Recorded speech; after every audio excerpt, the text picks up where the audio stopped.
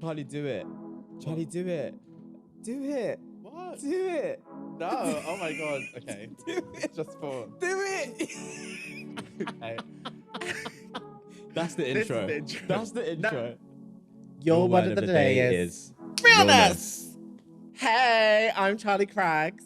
And I'm Kenny Ethan Jones. And this is Anthems. Tell them how we met, Kenny. Tell them. How did we meet? We met on a River Island campaign. Oh, is that what you're telling people now, Kenny? Yeah.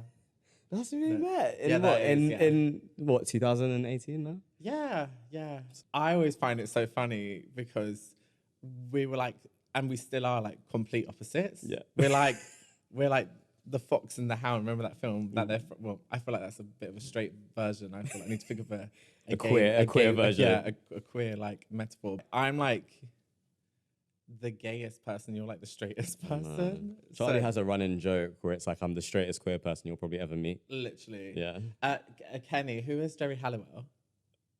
Ginger spice. You know that? Yeah, that's the first time he's got it. I've literally, the other day we mentioned Jerry Halliwell, and then you said like, who's Jerry Halliwell? And then I was like, Multiple times. no. So then I started filming. I was like, say that again for the camera. I thought he was joking. Like, I definitely wasn't joking. and then I told him, and then today, like I said, just randomly, I was in the bathroom. I said, Kenny, who's Jerry Halliwell? And he didn't know again.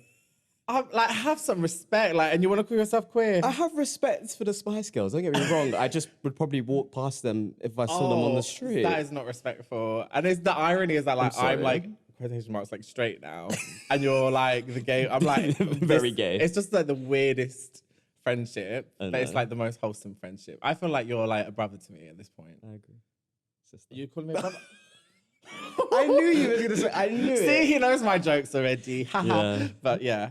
Yeah. So we met on the River Island shoot, didn't we? The Pride campaign for 2018. I'd heard about you before. We didn't follow each other. God. And I'm like, I know stories about you. I know you knew my friend. And I was like, he's so hot, but I would never go there. You're just thinking I'm a fuckboy, innit? Yeah, but you are. You're saying I'm thinking it, but you are one. Kind of. I'm less fuckboy. No. And I'm more the fuckboy Yeah, now. exactly. That's the weirdest thing. It's But- like the expectations. Yeah, I know. It's so Yeah. weird. Like, we really are just like complete opposites. Yeah. But then in some ways, no, because I feel like what we bonded over and what we do have in common is like quite a similar, like kind of background, like upbringing. Yeah. In that we both grew up in West London, in like a quite similar part. Like I'm Ladbroke Grove, you're Kilburn. I think that's Yeah. definitely what helps, like, us bonding in terms of, like, we understand each other's sense of humor. Although it took me a while because I remember in the beginning, I'd be like, is she serious? Oh my God, with memes. Like I would say like a meme reference and Kenny just wouldn't get the reference. I'm like, you just need to go away and just watch like Vine I compilations. told you, I was like, one day you need to give me like a crash course. Yeah, he literally said that. He was like, you need to write like a list of No, things it's I- going to be an alphabetical list of each meme. like, oh my God, it's a mess. But anyway, It's fine. we're still here. I'm How here. many- I'm queer. I'm here and I'm straight. And together we are Ablisa. Oh my God. Do you know All right. what Ablisa is? Of course I don't. Oh Who's- my God. What's that? Okay, we're moving on. Next question. Ask me a question, Kenny. Okay. What's your favorite thing about me? That ass. That Narnie shaker. Yeah, You need to represent Narnie shakers. give Kizzy a shout out. Yeah, Kizzy, Kenny's sister, queen of the Narnie Oh shakers. my God. I can't believe you've introduced Nani Shakers Of to this course. conversation. I'm a Narnie shaker. But Kenny, yeah, I love Kenny's sister more than I love Kenny. But almost. Yeah, Rude. close. But So basically you're saying No, the thing no, that you no, love my the thing that you love about me is my sister. no, I'll tell you what I love about you. We're going to get deep now. Is that like, okay, so we went to Humble Flex. We went to like a red carpet premiere thing the other day. And like I was very dressed up. And I'm much more obviously trans than Kenny. Like Kenny can walk in the street and no one clocks him. He doesn't get any like crap like that for being trans. Whereas I go out and most days I'll get like a comment, a stare. Like not even most days, every day. They'll be like, people know because it's obvious, like from my voice especially. But like, that's why in my everyday I kind of dress down and like try and blend in. But like I was dressed up. I feel like I looked quite transy just for like the daytime, going to this premiere. And then like just the way like Kenny, like it sounds so stupid. And you told me like, why would you say like thanks for that? But just the way like you walk in the street with me and like you're not ashamed of me. It sounds crazy, but like that is, crazy. I don't take that for granted because like my whole life I was going to say growing up, but even in recent years, I've always had people in my life be like embarrassed to be with me in public, like from being in school and literally having people be like, oh, I'm going home with someone else today because I can't walk with you because they're going to call me gay as well. Or like even to like dating more recently as a trans woman, like having people ashamed to be with you in the street. Like, and that just hits me. And I forget sometimes that you're trans because I just think of you as this really manly guy that I'm friends with. You're like my only guy friend. And then just the fact that you like walked to me in the street and I could just tell there was not an ounce of like, oh God, someone's looking at us. Like, and that's what I feel walking with, like even family, I feel that way. So not to be, to go from saying your ass to now saying this, it's That's a really I love you a sweet lot, compliment. Kenny. I love you too. I'm glad that you feel that way and you feel comfortable and safe. I hope you always felt like that. With you, yeah. Well, that's good. You know I've always felt that way. That's good. I'm glad I'm able to help you in that sense because I know like I have a lot of privilege and sense of my transness. I've been passing since I was, I don't know, for at least the last like seven All right, years. Kenny, no one likes to share. No, but I'm just see, you just ruined the moment. No, you ruined the moment by showing about how possible you are. No, but I was gonna say that like I've also been on the other side of that, and it's not nice. Do you know what I mean? And so For a week, you're on the other side. No, I'm joking. No, 2 days. Go on, give that. Yeah, no. Go on, tell me. Because how was it for you growing up? Like, I can't take you seriously, right? No, I'm being serious now. For real, Okay. I'm being serious. Okay. Obviously, like, you do pass really well now, but Right. like in the early stages of transition for like trans guys, like though they turn the party really quick and that voice deepens really quick and the hairy chest comes and stuff. But like, how was it for you before that? Especially growing up in like being working class like myself, like in West London, how was that? I didn't care about not being passing, if I'm honest. Yeah. It was more about I was always the discussion point, no matter where I was, no matter what room I was in and whatever. And I remember often going to parties and they'd be like, you know, that used to be a girl, right? And that's what used to get to me. It was just, I couldn't just be me, Kenny, in a room. It was always, that's the trans guy, or that's the person that used to be a girl. I have a lot of other good qualities, and many other interesting things about me. And this is the thing that you constantly focus on. I just felt shrunk and just small. And so I think that's what it was. I didn't really care about the whole people. Even if you shouted down the street, I was a girl, I'd be like, all right then, sis. I wouldn't really care. Yeah. It just wouldn't bother me. And you still want yeah, me. do you know what I mean? Everybody wants me. The boys want me. The girls. The they don't want me. Yeah, no, probably. I don't know. I think, it was just the feeling like I could only be one thing and I wasn't this multi-dimensional person. That was the thing that really bothered me about it. Yeah. But do you know what I think is really nice, like just as an outsider, having stayed at your house recently, is that like seeing how much your community love you, like where you are, and like the fact that you're openly trans, but like your community, like they fully accept you, they fully respect you, they fully love you, like the way that like these super like people that you would never think, like just like everyday people, like the people I grew up with, and you're like, and they were the same with me where I grew up, but like. I think that's it's just like really nice to see, especially as another trans person, seeing how they treat you. Yeah, they all love it. Yeah. Have you got any stories of like gender euphoria like that, like moments that like make you feel euphoric? That's obviously going to be top surgery. It's always going to be top surgery. Always. I was like, should I? Should I? Do it. We're allowed to. They We're told gonna do us. it. Go on, Kenny. Yeah. Give them We're what they want. doing Take it off. Take it off. We're doing it. Tits out for the boy. Tits out for the boy. Tits. Oh. Oh. Look at that body. Hot. Shall I get mine as well? No, too far. Yeah. Like, I mean, if my chest looked like that, I'd be euphoric too, Kenny. Thank you very much. How did it feel when you woke up from surgery? I was high as shit. I didn't know what was going on. I was like, where am I? No, do you know what? No, in all seriousness, I literally remember waking up. I remember my eyes like slowly widening. And I remember like hearing all like my senses coming back alive, like hearing all of the noises, like the beeping of the machine, instantly kind of like coming back to myself and realizing where I was. I was like, oh yeah, I'm in hospital. I've had top surgery. My reaction, remember just grabbing my hand and being like, and just double checking that the surgery actually took place. Yeah. And then, I checked and I was like, okay, this is good. I'm flat chested. And the nurse came up and she's like, oh, you're awake? And I was like, yeah. And she was like, just to let you know, everything went well. The doctor's very happy. Your surgery looks good. And I said, okay. And she goes, but you need to rest now. And I said, okay. And this is what I did. I went, okay.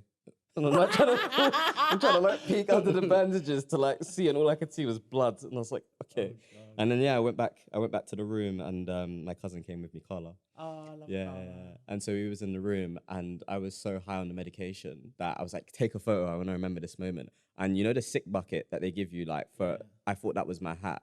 And put it on to take the photo. And I've got a photo of me being like this to the camera with a sick bucket on my head rather than my snapback.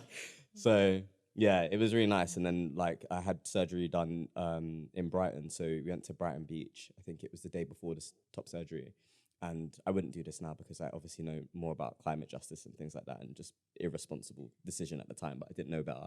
Threw my binder into the sea as like a farewell of, well, this is the last time I ever have to wear this. And also it was in such crappy condition. I had worn that thing to absolute shreds. I'm sure there's trans dolphins out there who will be grateful. Apparently dolphins are gay ananyway, so you never They're know. benefiting Some of from them are probably gearing towards the femme spectrum or masculine spectrum. What about yours? Oh, well, talking about surgery. Yeah, I don't actually know what yours is. Well, because there's so many. But my like top surgery, when I had my like chest. We're calling it top surgery. My chest, my breast. Boobies. When I had my breast done, my breast augmentation, I woke up and it wasn't a philosophical, really profound moment. Mine was literally waking up to be sick. No. So you're playing around with your sick bucket. I was literally being sick in mine, and I had my nose done at the same time. So I had my like gauze in my nose, so like I couldn't obviously breathe out my nose because it's all they literally stuff it so it catches the blood. And then, so bear in mind, I can't breathe out my nose. I have literally projectile vomit coming out of my mouth, like literally like that, like and down myself because I couldn't even reach my bucket because I was in so much pain. I was all strapped up, and I couldn't breathe because my nose is completely blocked. So I'd only get a chance to gasp for breaths when between like vomit. And I was like pressed in my butt. I'm like, help. I genuinely, I'm not exaggerating. I thought I was gonna die. And like this, I think is a nice way to bring this round into a learning moment for our listeners, our cis listeners, is that like this, both our stories, you with the euphoric story, me with the less euphoric story, and like the pain I went through and like literally thinking I was gonna die, like shows like how this is not a choice, like how being trans is a choice, and also like the surgeries, it's not like cosmetic. It's life-saving treatment for some trans people. It's literally life-saving. It's not like it's not about vanity and looking hot. It's about not wanting to kill yourself and stuff, like, because you wouldn't like your euphoria with it shows like the real feeling of it, but also like me with my surgeries, and I've had other surgeries go wrong, like really wrong, and like that, like I wouldn't choose to put myself through that pain. It's like I don't want to live if I can't have this done, and I think that shows how serious it is, just to bring it back for a moment away from the jokes. Yeah, no, I agree. Gender dysphoria is a strong thing to experience. Like I remember taking down all the mirrors in my house and having to argue about my mum about it because like, I can't deal with this just yet. And she was really kind about it. I covered the mirrors in my room. Experiences that are like kind of parallels between other trans people shows, again, this is very much like the lived experience of most trans people. And like, again, I'd say to like people listening who are getting like kind of pulled into the debate around us, and like if it's, you know, a choice or whatever, it shows how natural it is, because if all our testimonies are pretty much saying the same thing, oh, I felt this way, and it's like, and we're doing the same things and, you know, feeling the same way, it just shows that it's a universal experience and there's like something to it, you know. I agree. Yeah. I'd hope you'd agree, Kenny. Like, you'd be a transphobe if you didn't agree. No, I do. I think for cis people, sometimes it's just you just don't get it because it's not your experience. I personally think that one of the things that I really loved in terms of your work was Nail Transphobia. And so talk to the people, make them understand. Because you did Richard Branson's nails, didn't you? Yeah, but I've also done your nails, Kenny. I allowed Charlie to do a single pinky. Oh, breaking down toxic masculinity. Thank you so much, Kenny. Even Richard Branson got a full set done. Maybe I'll let you do a full set. All right, you're fine. Don't no, you don't want to do it, do you? You've got a bigger clientele now. Anyway, that's what I was doing when I met Kenny for like the last 10 years now. It's actually the 10-year anniversary literally around this time. Oh, wow. Although it's been on hiatus for a while, but I've been running a campaign called Nail Transphobia, which is I travel around the UK with a pop-up nail salon, and I offer the public free manicures for the chance to sit down and have a chat with a trans person. So like while they're getting their nails done, they can ask us questions, or we can just have a chat. But the point is that they're getting to meet a trans person, because just most people haven't met a trans person. We make up a very small part of the population. I mean, even before I transitioned, like 2 years into my transition even, I'd never met a trans person. Like, we're very few and far between. There's obviously more of us now, but it just gives people a chance to meet but a chance to meet us. Because that's where transphobia comes from, and just any prejudices through like not understanding and misinformation and believing the misinformation because you don't know better. Whereas when you meet someone from a community that you've heard a lot about, breaks down that barrier and it changes hearts and minds. And like, it's the point of getting to meet someone from outside of your echo chamber. What was the most common question you got asked? Why are you so beautiful? No, I'm joking. Love that No. for you. It's usually like most people just have the same like kind of questions. It's not like a special stand-up question, but I think that shows why it's needed. Most people are neutral on trans issues in the UK. Yeah. I'd say most people like they're not against it, like in the way that the media wants to paint it, that it's like women versus trans women. It's literally like a very tiny amount of very privileged women who have Times columns and Telegraph columns who, you know, are very loud and very privileged. No, but it's the truth. And they're the ones who are making it seem like it's a women versus trans women issue, where most women literally do not care. There's a lot who are actually pro us and who are like love LGBT people, and then there's most, I'd say the majority are people who are neutral and just do not care either way. Like, just do what you want. I don't care. Like, even if I don't really understand it, I haven't got a problem with you. And I think that's kind of the people who I've always kind of aimed my activism at, is like bringing them on side, because it's almost impossible to bring someone who's decided, I don't see your humanity, I'm against you. There's no point talking to that. Like, I can't talk to you. There's nothing I can say. You don't want me to be alive. So I'd rather spend my time bringing the people over who are halfway there and putting the work in, and that way. And like the same with you, really, with like the kind of stuff you've done in your career has been about kind of tapping into that. I classify them as the questioning. You know, they're just everyday people who have seen or have heard many stories about trans people, probably haven't met one, and really just lack the understanding, but are empathetic and are willing to listen and learn. And, you know, they say all the wrong things, but the intention is good. And those are the people that I love having conversations with, because once you kind of break down some of the things that they hear, they're like, so there's no truth in that? I'm like, zero. And I'll be like, but I read this, and I'm like, I know. Exactly. I know, like I know, it's out there. There's lots of misinformation about trans people out there, and I love having conversations with people who are just open, you know? But I think that's what your book's going to be really good for doing. A little announcement, guys. Ken's got a book coming out very soon. I do indeed. I'm seeing him finishing it off right now. I'm like banging my head against my literally, like just lying on his bed in silence, like slopped over his bed. I came into house and I'm like, you okay? Do you know that's why I was lying on the bed today? I know, yeah. I've been there. Like, I've got a book too, guys. To my trans sisters, available at all good bookshops. Look at you actually promoting your work. I thought you were gonna say I didn't know you had a book, because literally, guys, Kenny, I'll say things and he'll be like, what? And I'm like, my book, and he's like, oh. And he hasn't read my book. He's supposed to be my best friend. Has never watched my BBC documentary to my transitioning teens, available on iPlayer. He's like, I'll reference that from my Instagram. He will be like, what? I do know these. He doesn't know who Jerry Halliwell is. He's not a good friend, guys. He's not a good friend. He's a good advocate and activist in our community, but it's everyone's gonna see this now and go, good. They should, yeah. Okay, yeah. All Anyway, right. tell us about the book, Kenny. That I won't be reading. I will make a commitment that I will read your book after I've written mine. Don't raise your hand at me. Never raise your hand at a woman. Go on, tell us about your book. Tell us about your book. My book. Oh God, the book. What's first the book. aim of the the book? baby. Yeah. What's My the aim first of it? baby. I'm writing to two different type of people. I'm writing to the person who is really questioning about just understanding transness because they've never come across a trans person, or, you know, there's so much information out there they don't know who to believe. And the second are for people who are kind of against trans people, actually. For me, do you know what, honestly, the goal is, if somebody reads the book front to back and says, I still don't like trans people, then thank you for reading it and good luck in life. And you're just not my people. Because it's not about proving, you know what I mean, my existence and my worthiness and how like to be deserving.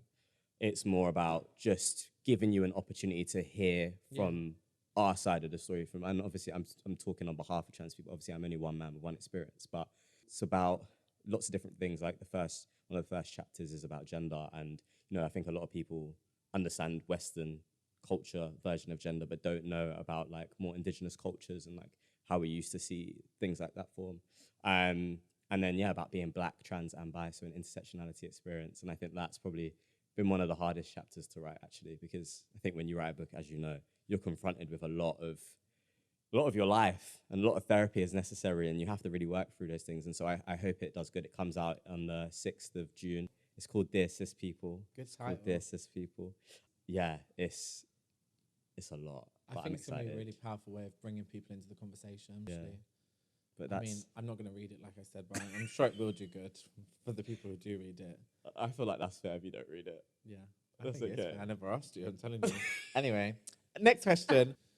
Have you got any advice for any like young trans or even just queer young people listening who, you know, maybe aren't, because we're talking a lot about joy on here, aren't feeling so joyful and finding it hard to find the joy? Have you got any advice for them?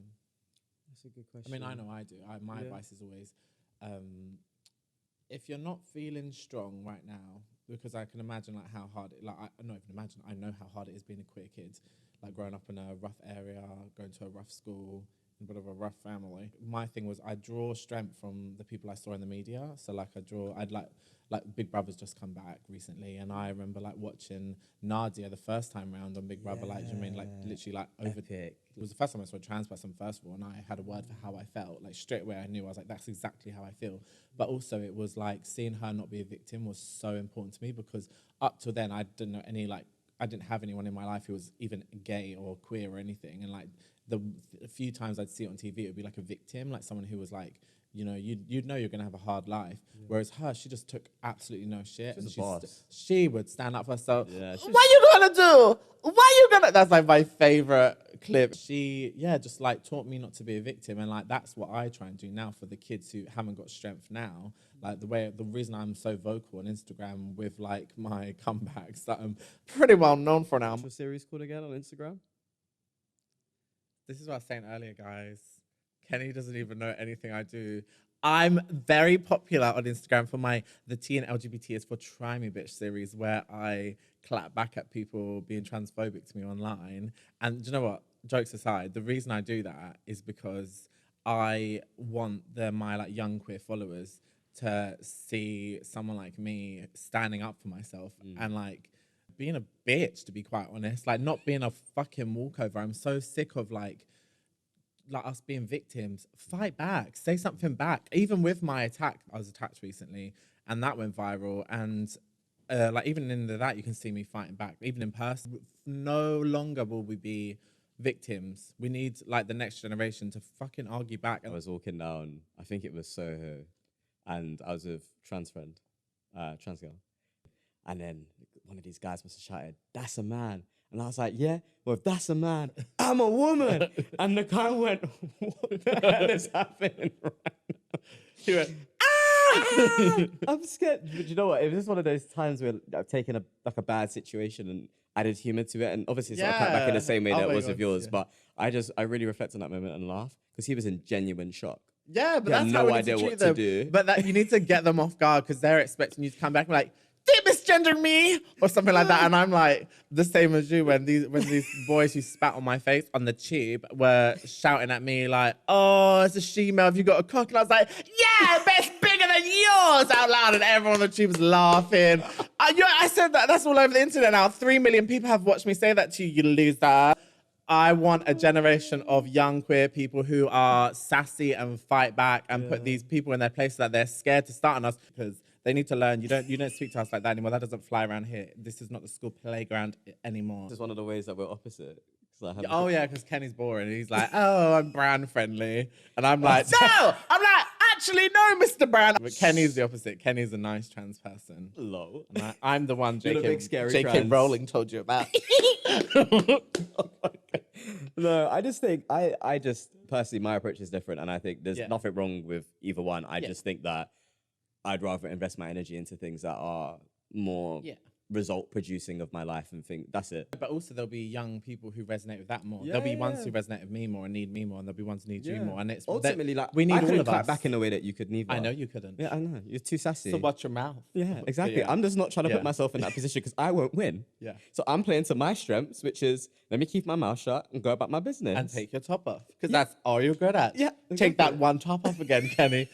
That same old trick. Talking of that Soho story, where's your like? Because I know you're a bit of a like you like to a little party. What like? Have you got any Outside. spaces that? Because I'm the opposite. I'm like not outside. I'm like in all the time, like pajamas on all the time. But go on, what spaces bring you like that queer joy? I love Pussy Palace. I've always loved I Pussy thought I was Palace. gonna go somewhere completely Oh, did different. you? Jesus Christ! I just had the first one. I'm like, fucking hell, Kenny. Try If I this. was someone who liked going out, that would be the place I go. I Yeah. went once and it was really good, and I love the Yeah. people who arrange it as well. Yeah, Pussy Palace, it just feels very special. And it feels like in that space, there is, sometimes you feel like too much. You're Never too there. like it doesn't exist. Doesn't there. exist. You're not enough, boundaries. if Yeah, anything. Yeah, you exactly. need to Like step your it pussy up. up, What you're literally. doing. Like and that's what I love about Pussy Palace. It's just like over the top and just embodies be you. Yeah. And sometimes that can be you're just chill and you dress in casual kind of stuff. And then there's sometimes where it's over the top and it's extreme. And I think I don't know. I feel like there's a place for everybody in Pussy Palace. For sure. Yeah, definitely. And they've one of my made sure favorite places. that's clear in the way it's like sold as a space. Yeah. Like come into that like you're welcome here, and the people who are not so welcome here know that they're not welcome here as well. Do you know they basically changed their entry fees for guests, yeah. and it was like I think it was Black women, black trans women, and then black like people, it's like a white tiered. people, it's a tiered and then it's system. like straight white men, straight good, white men. yeah. And it was something like £150. Yeah, so it should be. Get out of our space. Why are you taking up space for? And No, also trying to be a I dirty know. pervert. But I just found it so funny that like.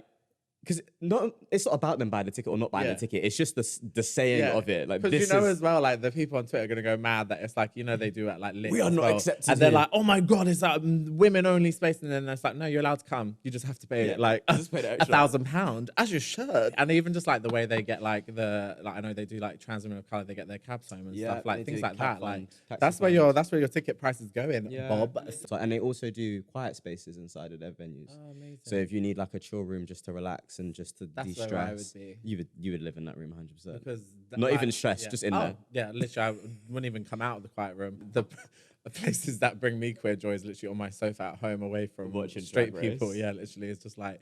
But I guess drag, anywhere that does drag is like a place that brings me queer joy. Also, like kind of community spaces, where like I'm that kind of brings me more joy. You have the best conversations in those spaces as well, like connect with people. Yeah. Yeah, I like party spaces as well, but I also have a lot of love for those spaces. I think it's really nice for like we were talking about young people as well, like earlier, to have spaces that aren't like alcohol centric, and to have places that are sober spaces as well. like because a lot of our community is like, there's like we struggle sometimes with like drink and sex because that's what we've been allowed. Like we've only ever had spaces like that. Like only recently we've had even just like the first like LGBT community centre in London, which I'm an ambassador of. But yeah, I guess if you're in Pussy Palace, like what would be your jam? What would be your anthem? Bringing it back to anthems. Oh, my favorite, like my song that I play. Oh my god, I don't know. I'll be some basic. This is again where we're so different. It'll be a white boy song. Like it'll be the most embarrassing. It'll be like this. Do you know who it'll be? It'll be the script. Do you know what? Yeah, no offense to the script. No shame. Yeah, absolutely. but he loves the script. Give me the script any I day. was shocked. Like when I'm in his house and I hear that, I was like, this Caucasian music is even too Caucasian for me. Listen, I will sing my heart out any day to the script. You're so cute. Thank you very much. I don't know. Do you know what? It probably would be the script. And where was you last night? You were at Lauv. Lauv. Yeah. Oh my god. He's your other white boy. Yeah, I love him. I feel offended when he says he's your favorite white boy because I'm your favorite white boy in my head. But my go-to, I'm trying to think. Like I don't really have. I think just anything in Lady Gaga's discography. Like honestly, like because for me as well, that harks back to like a lot of what I'm doing now is like is for younger me, and like she saved my life. Like her and Drag Race. Like I remember when I was like 16, and then like I went to a shitty all boys school in like Hounslow. That's where I was in school, and like when she came out, and at the same time Drag Race kind of came out, and it was on at like 3 a.m. on E4 in the middle of the night. But I stumbled across it, and I like it. It literally, I'm not exaggerating, it saved my life. Like 100% would not be sitting here now. I couldn't have made it through the end of school. It was so hard school, and like I would just like have that in my ears because I would have no one talk to me at school. Like no, people, I would go a whole day and like no one would have said a word to me other than batty boy, faggot, chichi man. Like that's all I'd get all day. So yeah, I would just have that in my ears all the time. And I'd stay in the art room. Do you find it funny that essentially a lot of, because I think what we're talking about is kind of like safety, like our own safety, like our where we retreat to essentially. Yeah. And they're really like not big things. They're really small things, like watching Drag Race and sitting on the sofa. Do you know what I mean? Yeah. I'd feel like just listening to the script in my room. Yeah. Like that's like, it feels like a safe space. So I think I'd suggest going back to talking about, you know, queer youth. Find that. What is that thing for you? What makes you come home and feel safe? And lean into that and stay away from things that tend to hurt you or discourage you or make you feel less than or less deserving. Because it might just be watching Drag Race. Oh, okay. I think that's a really nice point, Kenny. Thanks for sharing that. And also, like, this has been really nice. It has. Yeah, it definitely has. I will read your book after this. Oh, fuck off. No, do you know what? Fuck you, Kenny. But also, before we log off, can you answer this question, Kenny? Who's Jerry Halliwell? The ginger spice. Yeah, there we go. Okay, well, we've all learnt something, and I hope everyone listening to this has learnt something too. I think this has been really nice. Yeah, I've enjoyed this, and I hope that the listeners do. Yeah. All right. I'll see you at home, Kenny, on your sofa. Literally. All right. See you in 20 Listening to the minutes. script. Bye. See you at home.